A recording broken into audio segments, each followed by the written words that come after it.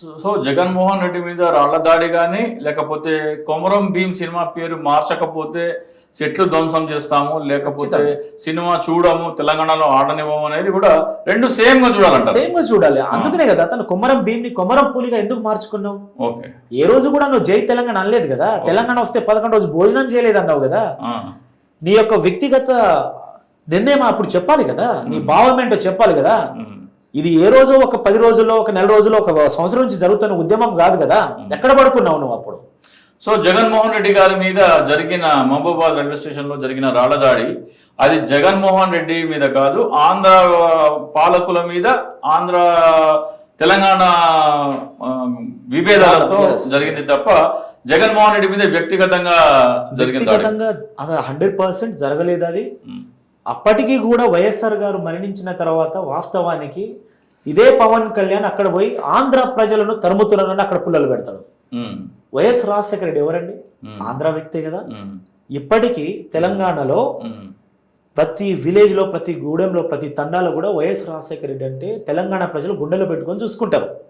ఆరోగ్యశ్రీ కావచ్చు, fee reimbursement కావచ్చు, తర్వాత ఇందిరమ్మ ఇల్లు కావచ్చు, తర్వాత విద్యుత్ విషయం కావచ్చు, రేషన్ బియ్యం కావచ్చు, అనేక ప్రజలకు ఏ విధంగా వాళ్ళకు సంక్షేమ పథకాలు పెడితే ఏ విధంగా అభివృద్ధి అవుతారని చెప్పేసి ప్రజల యొక్క శ్రేయస్సు కోరుకునేటువంటి వ్యక్తి. ఓకే, సో ఇప్పుడు మీరు యూనివర్సిటీలో ఏంటి మీ ఏం చదువు? ఎస్ అండి, నేను బిజినెస్ మేనేజ్మెంట్ ఎంబీఏలో పిహెచ్డి రీసెర్చ్ స్కాలర్ని. ఓకే, పిహెచ్డి వచ్చిందా మీకు? పిహెచ్డి వచ్చింది. ఇప్పుడు నాకు సబ్మిషన్ దశలో కూడా ఉన్నది. తర్వాత నేను గతంలో అనేక ఉద్యమాలు నేను చేసేటువంటి పోరాటం మీరు చూసుకోండి, రాజకీయంగా కాకుండా నేను చేసేటువంటి ధర్మం ఒక నిజాయితీగా, తర్వాత ప్రజలకు, విద్యార్థులకు, నిరుద్యోగులకు, తర్వాత సమాజంలో ఏదైతే ఎక్కడ అన్యాయానికి గురి అవుతున్నారో దాని మీద నేను స్పందిస్తా. అదే ధోరణితోనే పవన్ కళ్యాణ్ అనే వ్యక్తి ఈ 5 సంవత్సరాలు 10 సంవత్సరాలు ఎక్కడ పడుకున్నాడండి? ఏ రోజు కూడా ఇక్కడ బీఆర్ఎస్ ప్రభుత్వము అనేక అన్యాయానికి ప్రజా వ్యతిరేకంగా పాలన చేస్తూ ఉంటే ఏ రోజు మీరు డైరెక్ట్గా కానీ ఇండైరెక్ట్గా కానీ ఏ ఒక్క క్వశ్చన్ కూడా చేయలేనటువంటి వ్యక్తి ఇవాళ మా విద్యార్థులు, నిరుద్యోగులు ఇంతమంది చనిపోయారు, ఇంతమంది సమస్యలు ఉంటే నువ్వు వచ్చేసి అది పొత్తు అని చెప్పేసి నీ స్వలాభం కోసము, నీ వ్యక్తిగత ప్యాకేజీ కోసము ఇక్కడ తెలంగాణ విద్యార్థులు చాలా చైతన్యవంతులండి. వాస్తవానికి కేసీఆర్ మొదలు పెట్టవచ్చు, కానీ ఆ ఉద్యమాన్ని ఉవ్వెత్తున తీసుకెళ్ళినటువంటి వ్యక్తులు ఉస్మానియా యూనివర్సిటీ విద్యార్థులు. యూనివర్సిటీ లేకపోతే ఇవాళ ఉద్యమం లేదు. అలాంటి యూనివర్సిటీనే కేసీఆర్ ఒక టీఆర్ఎస్ బీఆర్ఎస్ పార్టీ ఆఫీస్లో మార్చుకున్నారు.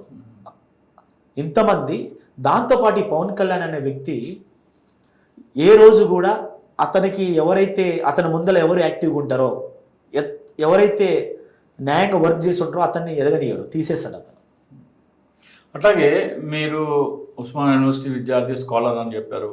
అట్లాగే జనసేన పార్టీకి చెందిన సంపత్ నాయక్, నాకు తెలిసి ఆయన మీకు పరిచయం ఉన్నారు లేదో నాకు తెలియదు, కానీ నా డిపార్ట్మెంట్ అతను. పిహెచ్డి సబ్మిషన్ అయిపోయింది. ఓకే ఓకే, ఇక్కడ మీరు సంపత్ నాయక్ ఒక విధంగా ఒకే చోట చదువుకున్నారు, ఒకే చోట పెరిగారు, నాకు తెలిసి ఒకే జిల్లా అనుకుంటా.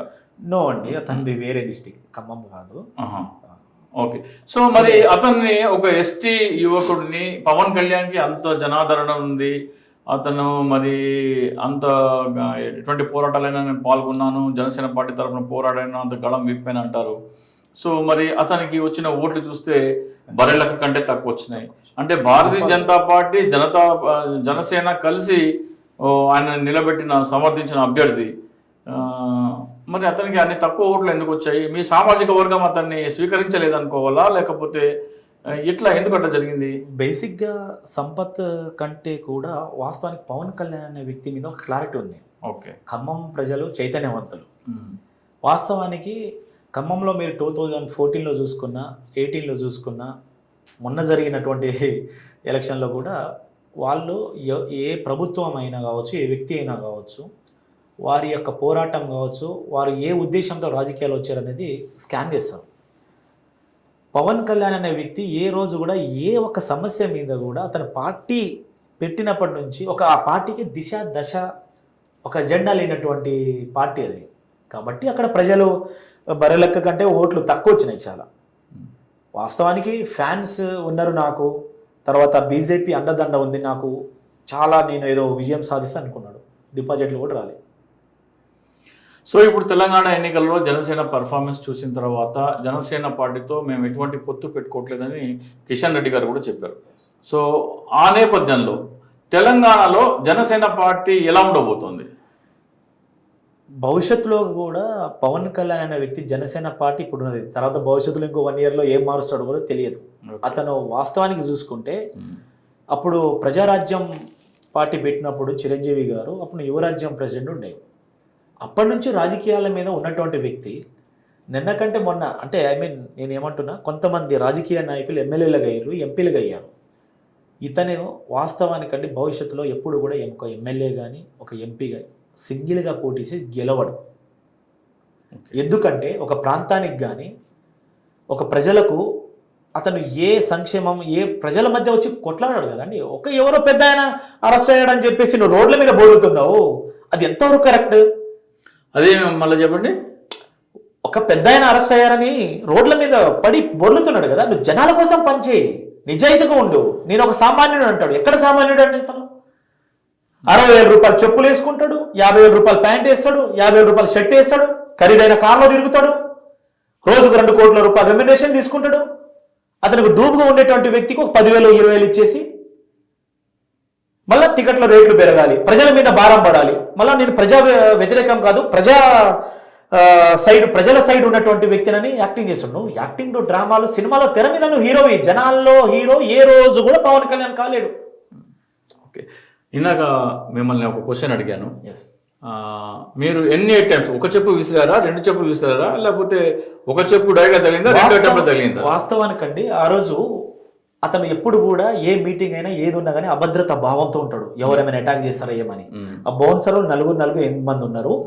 ఆ రూట్ వచ్చేసి యాక్చువల్లీ ఈ రూట్లో రావట్లేదని చెప్పేసి ఒక మెసేజ్ పాస్ చేశారు. మేము అక్కడే అట్లే ఉన్నాము, సరే ఏదైనా అవ్వాలని చెప్పేసి. తర్వాత మళ్ళీ ఒక 10-20 నిమిషాల తర్వాత మళ్ళీ ఆ రూట్లోనే వచ్చాడు. ఫస్ట్ నేను సడన్ గా అయ్యో అట్లా వెళ్ళిపోయాడు కదా, సరే అక్కడికి వెళ్దామని కూడా నేను డేర్ తీసుకున్నాను, ఏదైనా కానివ్వండి అనే ఒక్కడిని, ఏదైనా కానివ్వండి.